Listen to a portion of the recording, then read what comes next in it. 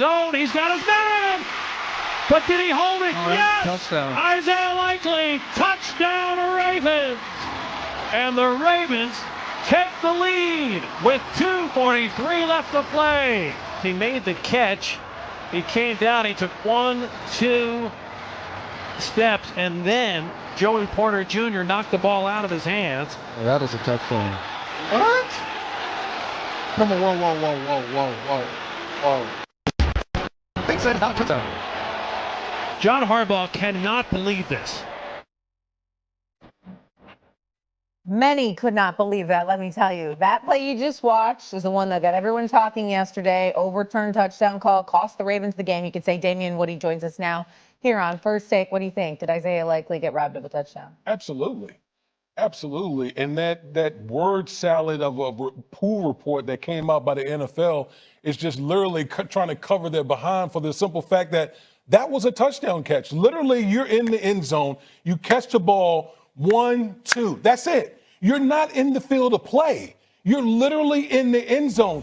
In the same game, we literally saw Aaron Rodgers throw a pass that got tipped up in the air. He caught it for a split second, and they ruled that it was a reception. So you ruled that a reception, but what Isaiah Likely did in the end zone, you ruled that it's not a touchdown catch. I think the NFL is making this thing way too complicated. It just like goes back to when Dez Bryant caught the ball and said it wasn't a catch when it really was a catch. Yeah. This thing should not be as complicated as what the NFL is making it to be. That was absolutely a catch, and the Ravens were robbed of that touchdown yesterday against Pittsburgh. I love that we're showing the Dez Bryant catch. Cam, what do you think? Remove all doubt.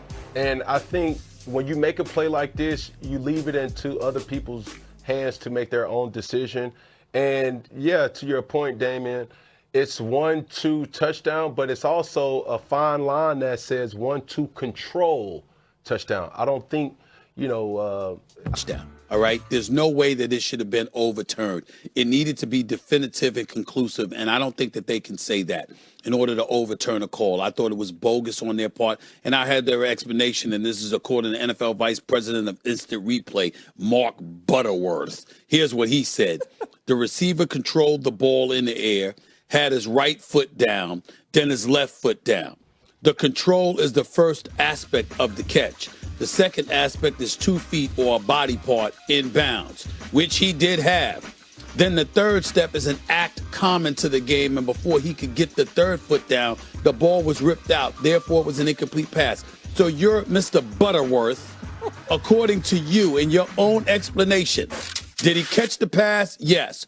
Was there 1 foot down? Yes. Was there 2 feet down? Yes. But because there wasn't a third foot down before the ball got knocked out of his hands, suddenly that's an incomplete pass. That is the most bogus nonsense of a statement I've ever heard in my life. He might as well and just not even let anybody know that, because now we all know Mr. Butterworth, okay, has acknowledged that it was a catch with 2 feet down and it's still not a touchdown. Now, this is a sport where if you touch the pylon, for crying out loud, okay, but then lose the ball, that's still a touchdown. If you extend and get over the goal line, but then lose the ball, you were over the goal line. So that's a touchdown. But a catch over the goal line with not 1 but 2 feet down is suddenly not a touchdown. I mean, make it make sense. That is just utterly ridiculous. It really is. Again, that was nothing but a word salad that the NFL put out there to try to sway what was clear to everyone out there. Basically, what they were saying is, well, he needs to make a football move in the end zone. You are already in the end zone. There is no making a football move. You caught the ball. You had control. 1 foot down, 2 foot down. That's it. That's all it takes. So, again, Baltimore got robbed. They got robbed of a touchdown. There's no question about it. Look, this looks like a touchdown to me, too. But did they get robbed? Would they have won otherwise? Lamar Jackson did not have a great game. 63% completion percentage, 59 QBR, only rushed for 43 yards. It's one of the worst in his career. I don't know that would have really changed anything. Hey, Shay? Yes? Go ahead.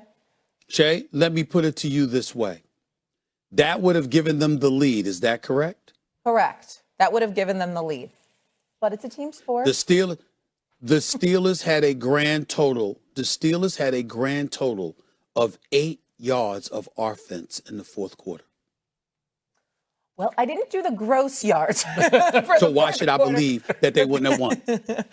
8 yards. Well, Steelers Nation, buckle up, because what went down this Sunday was pure chaos wrapped in gold and black drama. The kind of game that reminds you why you bleed for this team. The final score says 27-22, Steelers over the Ravens. But the story goes way deeper than numbers. This was a war, and Pittsburgh walked out holding something bigger than a W. They walked out with the AFC North lead, with momentum, with renewed belief. Let me set the scene for you. It was late fourth quarter. Baltimore with the ball, 2:43 on the clock. A 13-yard pass from Lamar Jackson to Isaiah Likely in the end zone. On the field, touchdown. Ravens fans erupt, players celebrate, momentum swings completely. But then, replay. And after review, the magic disappears. What looked like 6 points becomes incomplete pass. The catch? Officials claim Likely did not complete the third step, did not perform a football move before the ball was knocked loose by our own Joey Porter Jr. That changed everything. You can debate the call all you want. Analysts and fans are still screaming that was a TD. The commentary crew even said that to many eyes. Likely had control, both feet down, so how is that not a touchdown? But under the letter of the rule, the third element counts. The football move. Tuck the ball, make a step, turn upfield, or simply maintain control long enough. Official said he didn't, and boom, no touchdown. Meanwhile, on the very same drive, an earlier play that looked like an interception by Baltimore turned into a catch for our guys. The pass by Rodgers was battered up. A Ravens defender came down with it, or so it looked, but after review, the call flipped. The ball was apparently possessed by Rodgers. He was down by contact. Obvious WTF moment if you're a Ravens fan. But for Steelers Nation, that meant life. That meant survival. That meant a shot to win it. And Rodgers, yes, our quarterback, despite a soft cast on a broken wrist, despite pressure and doubts, he went out there and slung it for 284 yards and a touchdown and even ran one in. He put the team on his back. DK Metcalf, he broke out this game. 148 receiving yards on 7 catches. That's the kind of big play WR who can tilt the game, especially down the stretch. The bottom line? This looked like a gamble from the refs. Some will call it luck, others will call it justice. I call it Pittsburgh grit. I call it a little chaos going our way at the perfect moment. Because when the chips are down, when the crowd is roaring, when the pressure hits, Pittsburgh shows up. Now let's be honest, this doesn't erase every problem. Injuries hit us hard once again. Key players left the game with concussions or took hard hits. But even with that, even battered and bruised, this team found a way to win. If you've been watching the Steelers all year, you know we've been teetering on the edge. Inconsistent offense, questions about coaching, doubts about identity, and yeah, more than a few fans have shouted, "Fire the staff, rebuild now. This isn't championship caliber." But after Sunday, after this win over our biggest division rival, after that wild ride of emotion and controversy, for the first time in a long time, I feel something shift. I feel belief creeping back in. Because this game, this chaotic, dramatic, rule-book-bending game, ended with Steelers on top. And that means something. That means we still have a pulse. That means the fight is far from over. So I ask you, Steelers Nation, what do you think? Was that call a robbery? Was it karma? Or was it justice swinging for Pittsburgh at the perfect time? Do you feel the energy shifting? Do you feel hope in that 7-6 record in the AFC North lead again?